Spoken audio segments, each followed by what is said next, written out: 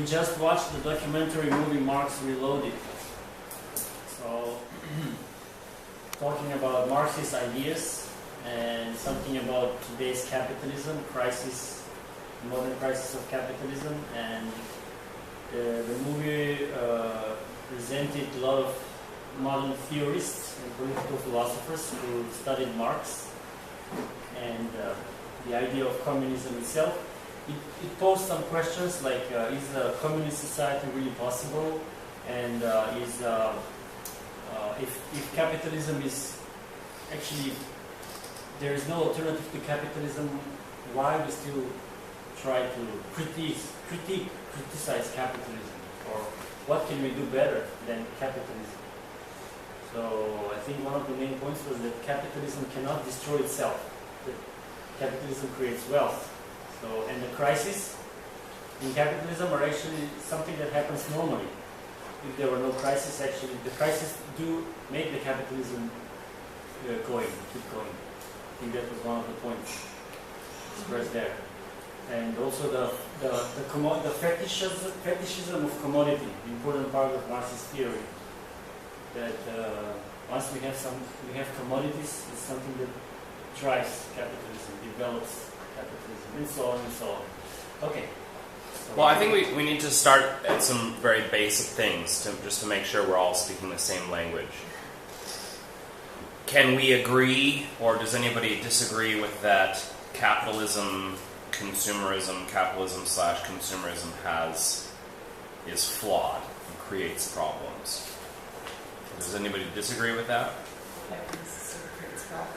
Okay, so every system is flawed. This is interesting because one of my friends, I wanted him to come here, and I actually wrote that down.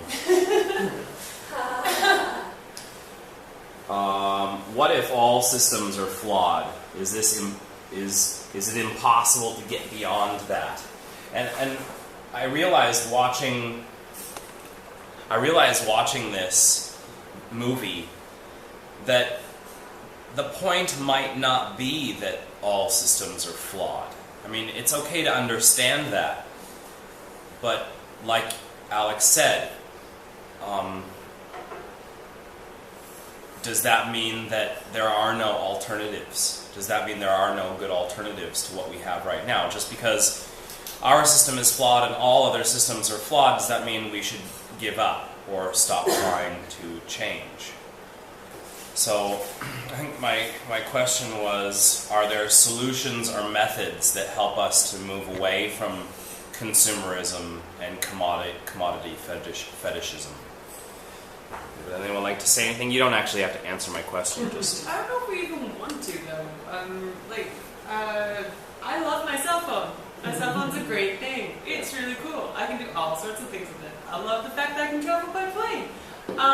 But in a system where everybody just sort of like does the job where they want, and you know what? I feel like having fish net. I'm gonna go fishing, and I'm gonna tend to my vegetables. Blah blah blah blah. The amount that one person can produce on their own. You cannot be expertise in everything, and I can't go out and mine my own metal and stuff like that. So I kind of need to have some sort of motivation. Honestly, I don't know how you can get people to mine things like metal without some sort of motivation like money. It's a dirty job, and if you're not paying them a lot of money, it's dangerous. If you're not paying them a lot of money, who's going to do it? So unless you want to get rid of all that stuff. there aren't, speaking to that, well, maybe in developing countries, there aren't actually as many miners as there used to be. It's a lot of machines now. Like in the United States, specifically coal mining, there used to be thousands and thousands of miners, and that was their job. They got after they unionized, they got paid quite well to go underground, and it was quite dangerous.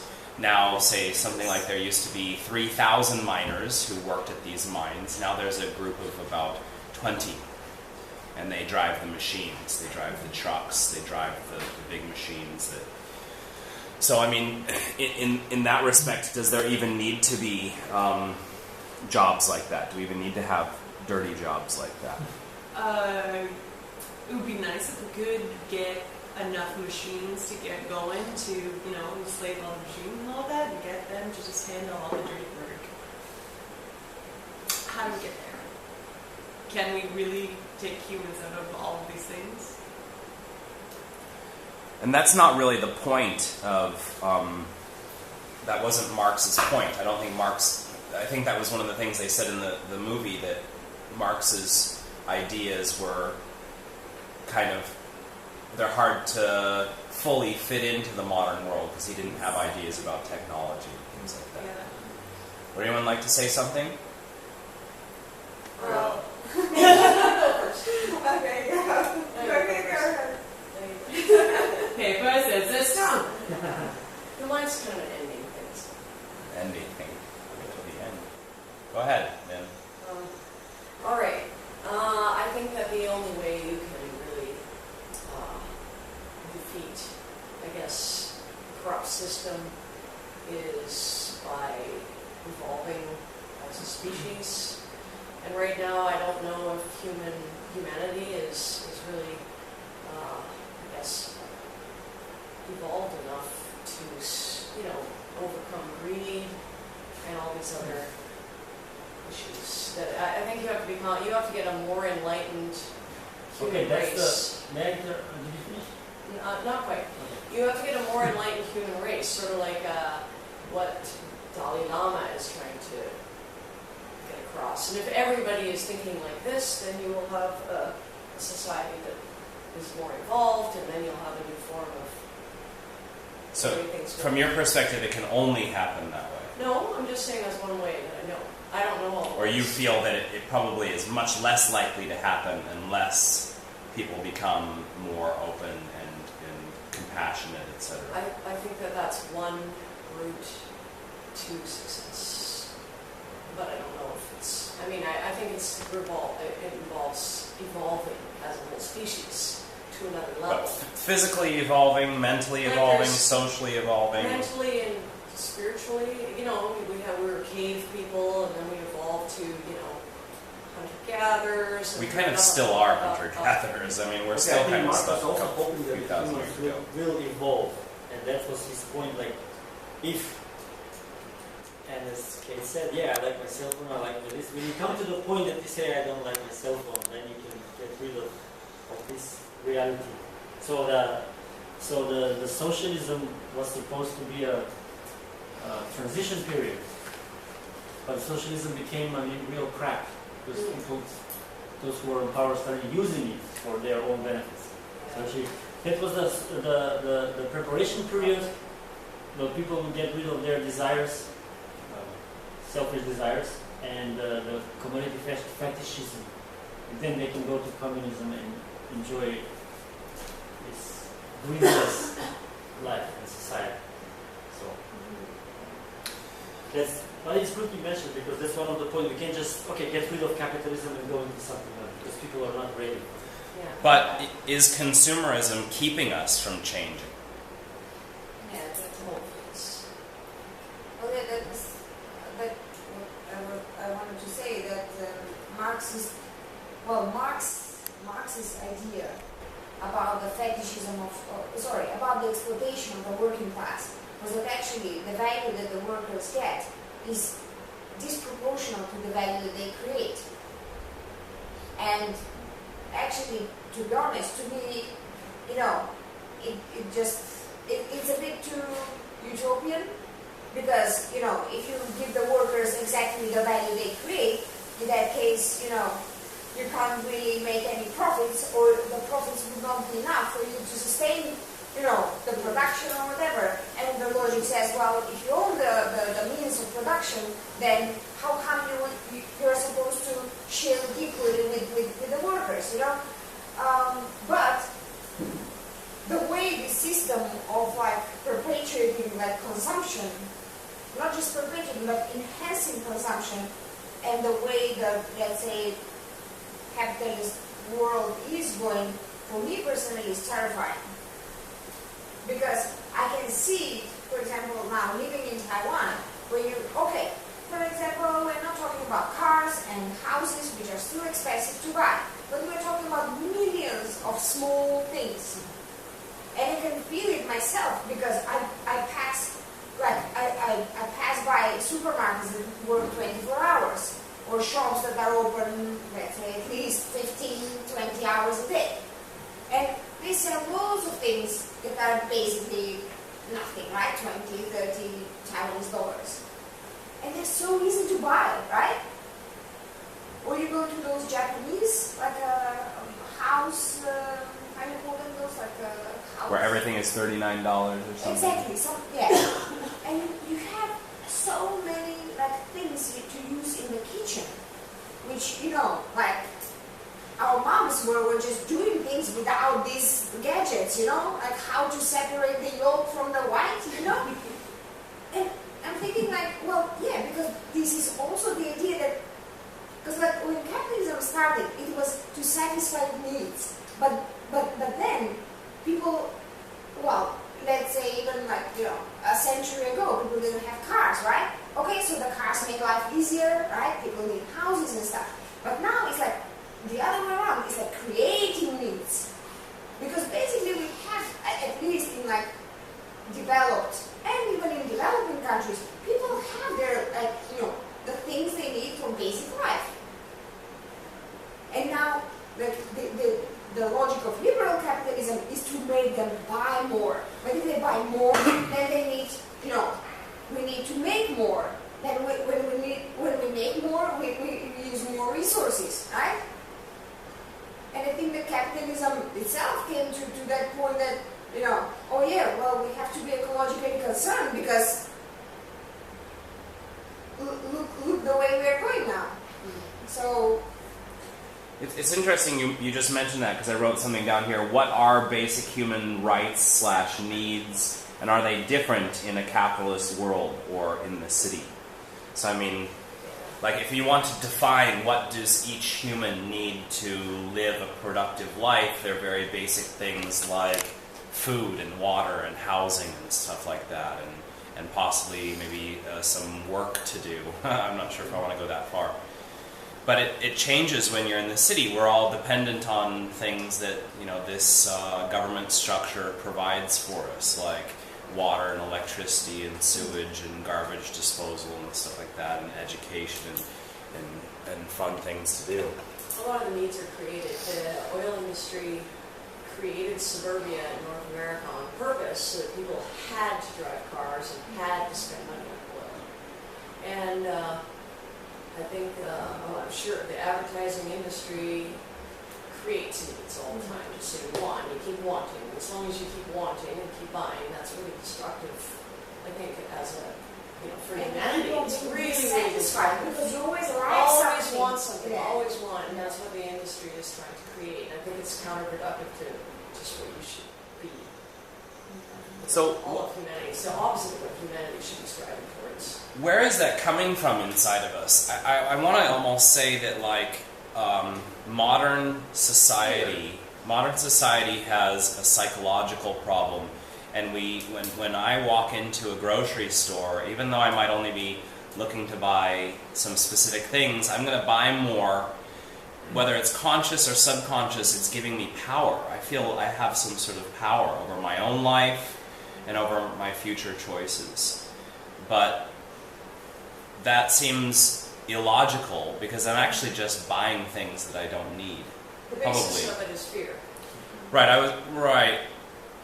Okay, could be fear, but I'm just saying, is there some psychological disorder that is creating this motivation for us to consume? Okay, I think that's the provocation of the commodity itself, because you see it, so you want to have it. It's tempting. Yes, and if you can't afford it, you see others have them, and you want to also have them, I guess. Which can create delinquency. I mean, I'm still tempting very hard not to buy smartphone.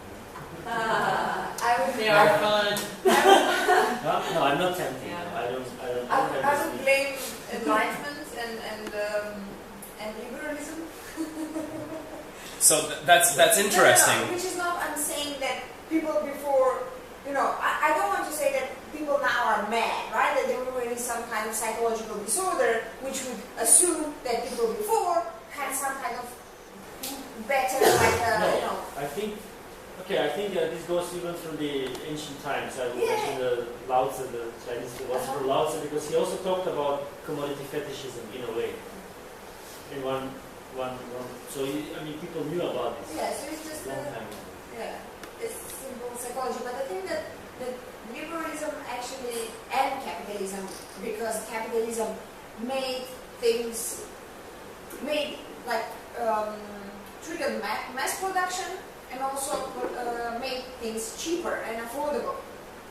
And then when you have like freedom, then it's very easy to go that way.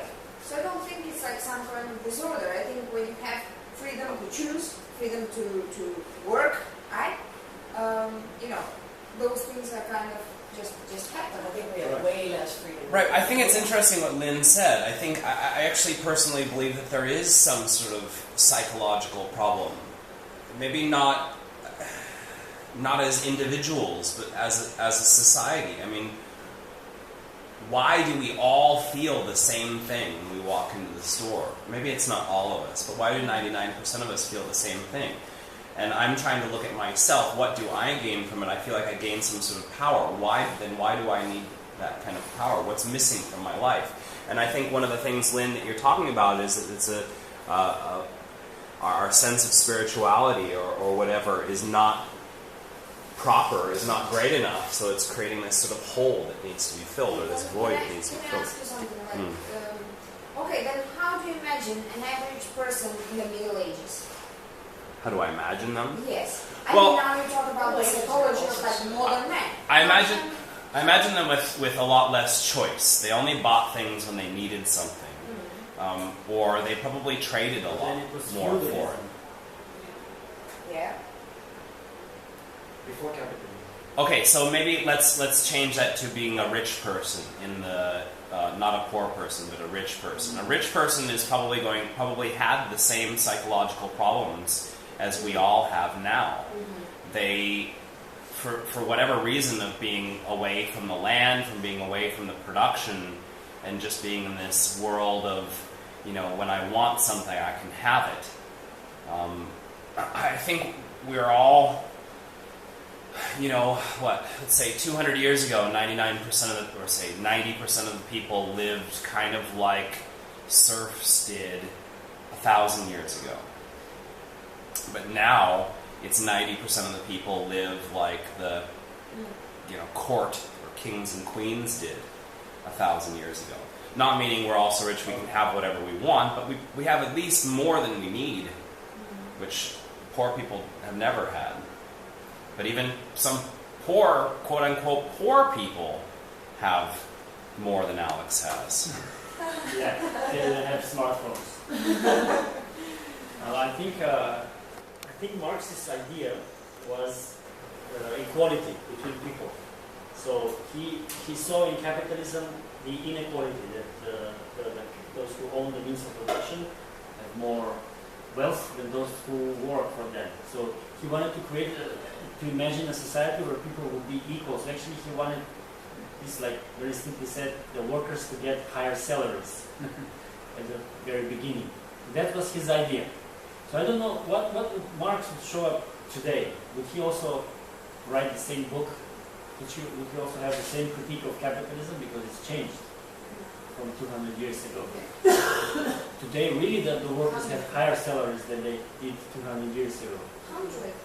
Or 100, 150, okay. But still there are differences, right? Still not equality. So he imagined a society where people would be equal in their wealth. That's socialism and communism, actually, at the end.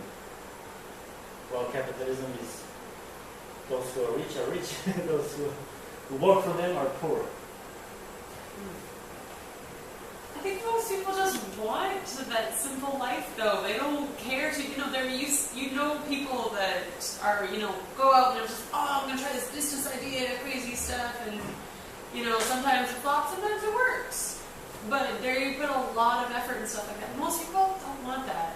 These people that are trying these things, they could get a big business one day, grow it up. It's going to be a big, huge thing. Most people don't want to put in that effort. Most people just want to go, do their 9 to 5, go home, find somebody to marry, do the kids thing, blah, blah, blah, blah, blah. tick all the boxes, and that's fine. That's great. Right. But That's the Western world, right? Because a lot of people don't have the chance of growing up and having a house or having a wife or any of that stuff. I mean, maybe they, somebody in the village marries them, but they can't have that kind of. I totally understand what you mean, and there's a great line in the movie Network. It's like, please just leave us alone with our TV dinners and our nightly news and our steel-belted radial tires and stuff like that. Just please, I don't want you to come in and tell us anything that's wrong. Just let us live our 9 to 5. Yeah, but don't forget that Marx lived in a developed country, so he was talking about the capitalism in his own country, not in the third world. No, I'm just saying that I think there are places in the world where people, are fighting just to survive, and don't have the. And go ahead. is it capitalism that's putting those people in that position, or is it other aspect? Well, it might be the city. Situation. It might be the city, and I wrote down. I said I keep coming back to this. I keep coming back to the city. No matter what the government is, all cities are set up as sort of consumer capital wonderlands. Okay. Because in some cases socialism also put these people in these kind of situations, like the Soviet Union, North Korea. Right? It doesn't matter what the kind of government is,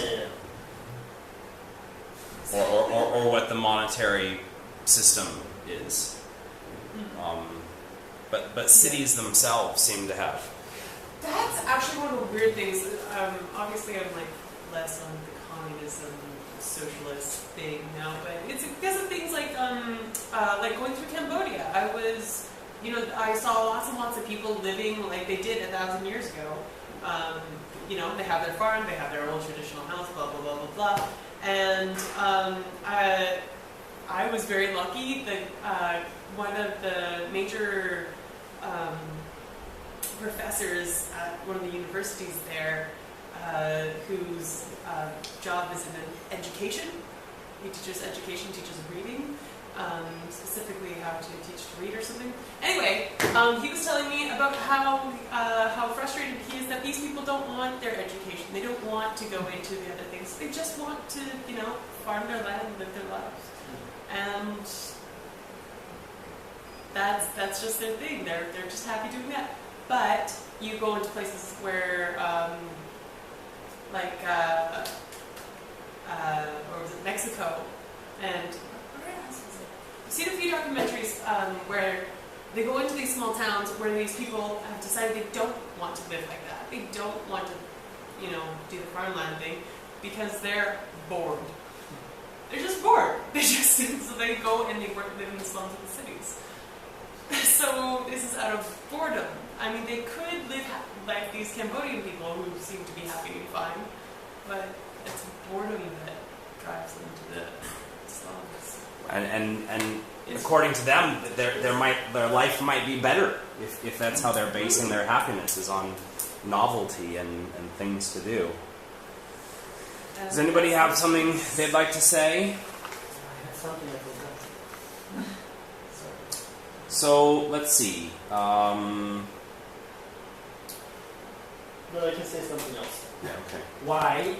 What do you think? Why do we always want to kind of get rid of capitalism? Why? It works.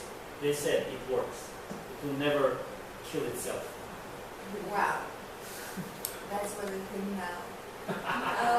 You'll see. They will see the revolution. Well, I don't see it going away. well, because as it says, there are cyclical crises, right? When crises happen, millions of people, lose goods, yeah. So, and people in developed countries, right?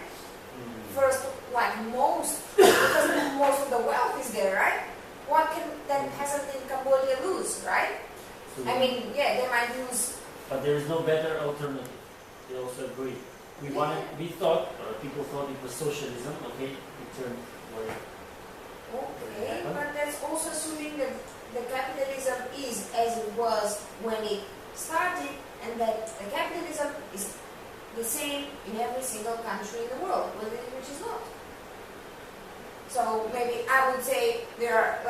better versions of capitalism and worse versions of capitalism. But so then that begs the question, what is a good form of capitalism? Well, but that would be my personal opinion, you know. Well, that's okay. I'm just curious. I mean, we might all have our personal opinions, but I mean, I think that's important to me, is to sort of figure out what can we agree on. Well, for me, the idea of like a society or like the world, like the whole world system or whole economy being just driven by the money or profits is just unthinkable. Because like then you center the money instead of the people, right? Then your main concern, your motivation and your final goal is the fetish, right? Because money was fetish for Marx as well. But still, okay, you might say, well, okay, this is like from a Marxist perspective. For me, the center should be like the wealth of human beings. So I would. I think some of those philosophers mentioned something similar. You mean the value of human beings? Yes. So I would prefer capitalist capitalist society but human-centric. So with like more social concern for its citizens.